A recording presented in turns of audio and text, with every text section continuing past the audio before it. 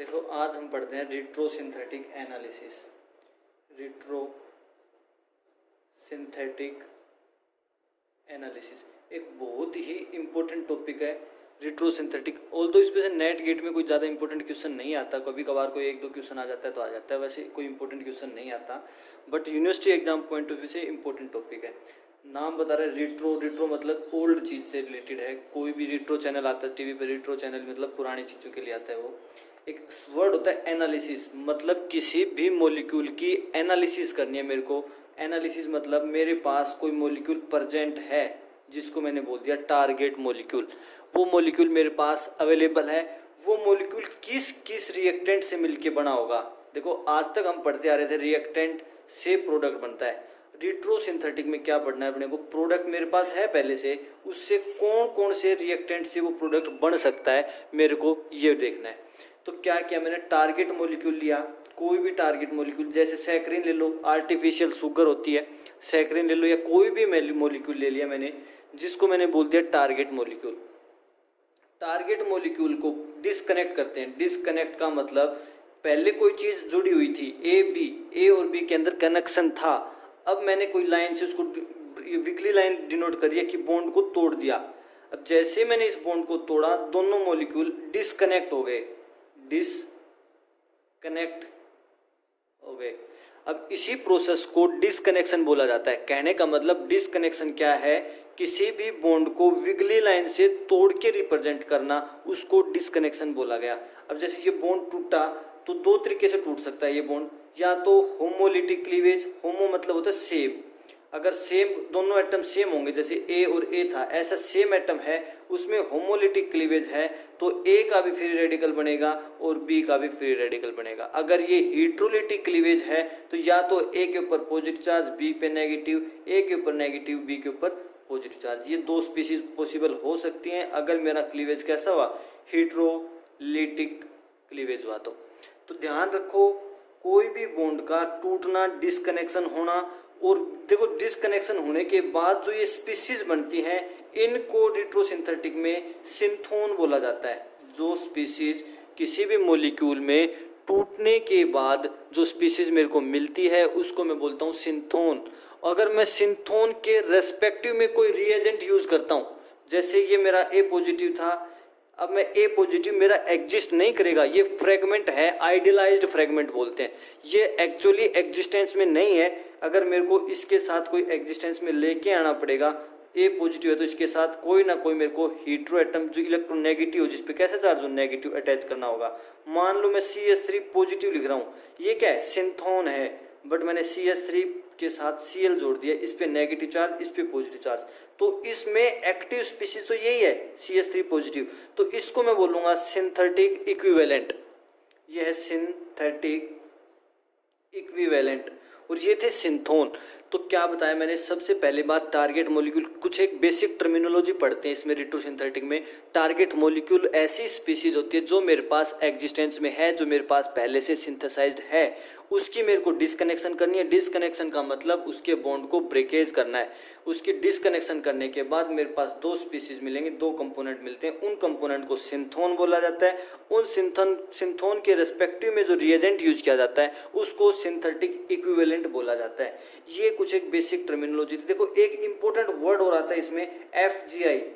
FGI का मतलब होता है फंक्शनल ग्रुप इंटर कन्वर्जन। कई बार क्या होता है, एक मॉलिक्यूल को दूसरे मॉलिक्यूल में कन्वर्ट करने के लिए एक मॉलिक्यूल फंक्शनल ग्रुप को दूसरे फंक्शनल ग्रुप में कन्वर्ट करते हैं। FGI कई तरीके से कर सकता हूँ मैं। फंक्शनल ग्रुप का ऑक्सीडेशन करके कर सकता हूँ, जैसे CH3 का मैंने ऑक्सीडेशन कर दिया, क्या मिलता है मेरे को, एसिड, ये भी FGI है। या फिर मैं रिडक्शन की फॉर्म में कर दूं, NO2 है, इसका मैंने रिडक्शन कर दिया टिन HCl में, क्या मिल गया मेरे को, NH2, ये भी इसका FGI है। इसको बोलते हैं फंक्शनल ग्रुप इंटर कन्वर्जन। रिट्रोसिंथेटिक में हमें कुछ ना कुछ बार बार हर बार टर्म में यूज करेंगे FGI।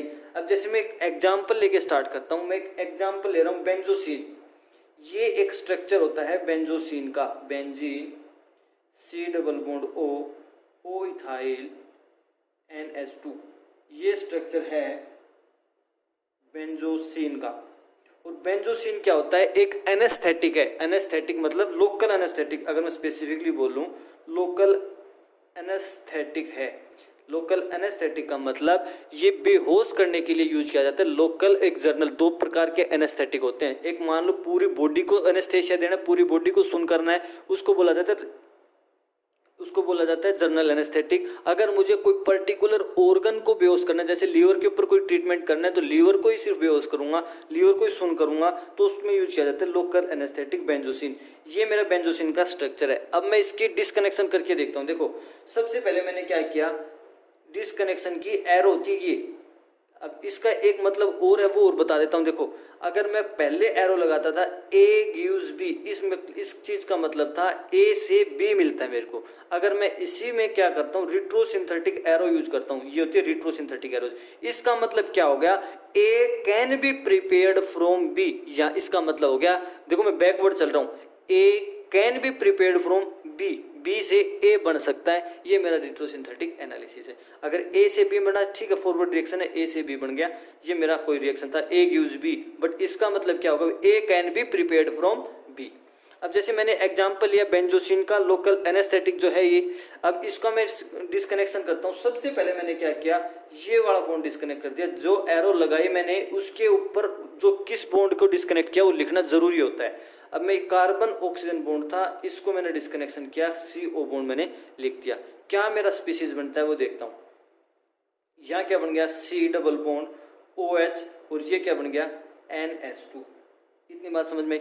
उतना लिखने के बाद उसी रिएक्शन का फॉरवर्ड रिएक्शन भी लिखना होता है। जैसे ये लिखी मैंने, अब इससे मैं ये कैसे बनाऊंगा, ये कौन सी रिएक्शन है, एस्टेरिफिकेशन रिएक्शन। एसिड की कोई भी अल्कोहल के साथ रिएक्शन कर दूंगा तो मेरा ये फॉर्म हो जाएगा। इसका मतलब यहाँ लिखूंगा एस्टेरिफिकेशन रिएक्शन। जो भी रिएक्शन बैकवर्ड इधर चलेगी उसका नीचे लिखना होगा, मेंशन करना होगा। ऊपर मैंने लिख दिया CO बॉन्ड का क्लीवेज था, ये मेरा फॉर्म कर दिया। अब मेरा देखो ये बन गया बेंजो, यहाँ पे NH2 पोजीशन या C double bond O position. अब मैं इसकी फिर से एनालिसिस करूंगा, आगे फिर से इसको ब्रेक डाउन करूंगा। देखो मान लो मैं इस बॉन्ड को ब्रेक कर दे रहा हूँ, NH2 बॉन्ड को ब्रेक कर दे रहा हूँ, तो मेरे पास क्या बच जाएगा, benzoic acid. But benzoic acid में जो ये ग्रुप है, ये मेटा डायरेक्टिंग ग्रुप होता है। तो जो NH2 आएगा वो मेटा पोजीशन पे आएगा, तो मैं इसको डिस्कनेक्ट नहीं कर सकता ऐसे। तो सबसे पहले जो मैंने अभी बताया, क्या कर देंगे, इसका आप FGI कर देंगे। FGI मेरे को पता है, NH2 का FGI कर दिया मैंने, किस में कन्वर्ट कर दिया उसको, NO2 में कन्वर्ट कर दिया। ये मेरा C डबल बॉन्ड OH है।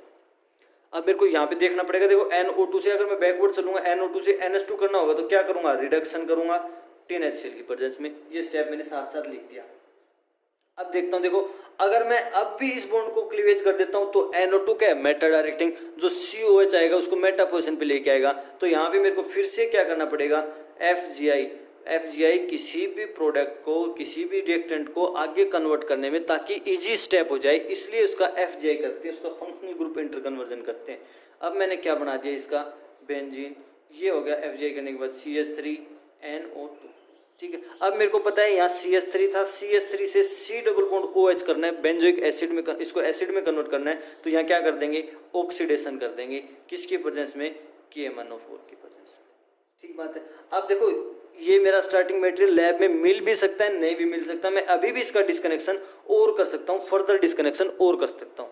अब मैंने क्या किया, कार्बन नाइट्रोजन बॉन्ड का डिस्कनेक्ट कर दिया, ये बॉन्ड डिस्कनेक्ट कर दिया, मेरे पास क्या बन गया, टोलुइन बच गया।